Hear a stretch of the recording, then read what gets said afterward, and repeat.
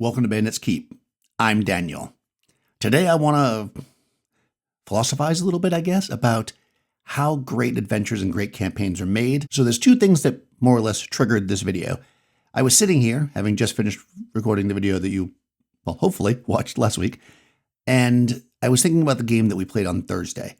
Also, I was thinking about a conversation that I've been having with a podcaster friend of mine, Mark the Meek, about the idea of the system. And we were discussing the idea because they had talked about a post where a person was talking about how certain systems were better for certain types of play and how their experience with one system than their experience with the next system was very different. And my comment to that was, based on what we were talking about, was that I think that it's less about the system and more about that you've gained a different experience, you're in a different place in your life, you're playing with a different group. And I don't know, I feel like that's, and I even said to Merck that I've had that thought before that, oh, this system has changed me. But I wonder if it's a lot less about that. And the second part here is that we played a great game on Thursday. We were going to play the campaign and a couple people dropped out last minute, and usually we'll just throw down outdoor survival or something. But one of my normal players / sometimes referee, Nikki, said, oh, I'll run something. And she ran the Hateful Place. And if I haven't, I know I've talked about it before on this channel. The Hateful Place is an amazing game. It's super simple, and it's the kind of game you can just jump into. It's got a lot of narrative depth to it, but it's real simple. See, I'm talking about the system. But here's the thing. With that skeleton, with those charts, with that super simple system that allows people to make characters in less than a minute, you can, and we have, had some amazing adventures. But when I think about it, it's not because the system was simple or because it has some cool elements in it. It was because we as players came together in a mindset, a narrative led by the referee because of their, contribution. They're the beginning it, right? They're their spark, if you will. And together we had an amazing time living in, for a moment, a fantasy world and living out the roles of the characters we were playing. This could be done with just about any system. And really, I find that we do that no matter what we're playing. If we're playing AD&D, if we're playing Call of Cthulhu, if we're playing a more complex game, we all kind of do the same thing. So does the system really matter? As much as we are going to gravitate towards certain types of mechanics and want certain things in our games, maybe the way it's laid out, maybe the charts that come with it, maybe the world it's based in, what we really get at the table is what we bring.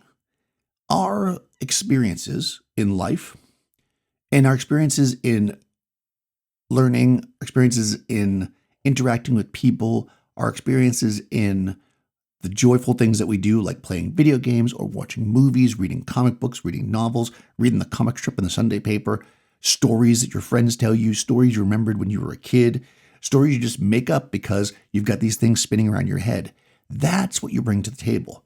Sure, you bring the math of figuring out exactly how to work the system, but that's nothing without all this other stuff in between. When the referee is describing the world, to know instinctively or have an idea or a guess what you should do, how you should feel, you reflect back on those books that you've read, those movies that you've watched, those games that you've played, that give you that idea. It gives you some reflection of life. It gives you a place, something to talk about, some place to be. And depending on where we are in our lives and who we're playing with, that might be totally different. The way that I approached a game 10 years ago would have been totally different than the way I do it now. The play I did as a kid was definitely different, right? We took what we saw, we turned it into something that we liked, and we made a game out of it. And in the end, that's what's important. What you bring to the table. But there is one other thing. To me, what makes a really great session is when everyone plays off each other. And this is especially pivotal as the referee. You need to look at your players, interact with your players, and figure out what's working, what's not, how much to let them kind of make up, how much to kind of put the wall up, how much to ask them, how much to kind of just be implied, how to point out and call to the right person, make things feel. This is the true love and joy that I feel at the table, is when I connect with my players, when we're looking at each other and they're trying to size me as referee up. I'm sizing them up as players, but then we also drop into the world and they're sizing up the NPC and the player character is using their skills.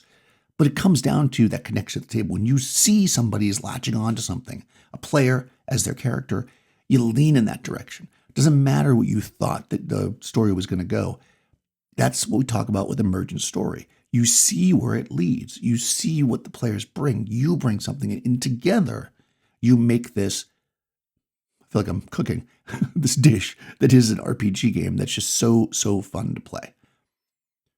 So come to the table with your past, come to the table with the things you love, but be open to seeing how other people interpret things and let that blend together to create the perfect game. One final thing I want to say about this is when you are writing a game, I think one of the most important things to do is to focus on the fun. That is to say that I'm not saying you should throw all the rules out the window and rule it cool and this and that, because that probably isn't fun in the end. But balance rules, balance player input, balance your ideas that you brought to the table with the rules, the things that they bring, the things you bring, balance it all together to create something. That's the sweet spot. When we can do that, and then that becomes the fun, that is the ultimate session. So I'd love to know what you think kind of are the components of the ultimate session. Do you think that I'm on track here, or am I completely off track? Do you think system matters more than I'm allowing it to? Let me know. I'd love to know in the comments below. Also, check out the description. You'll find a link to my Discord where we can talk about it a heck of a lot more. I'll talk to you soon.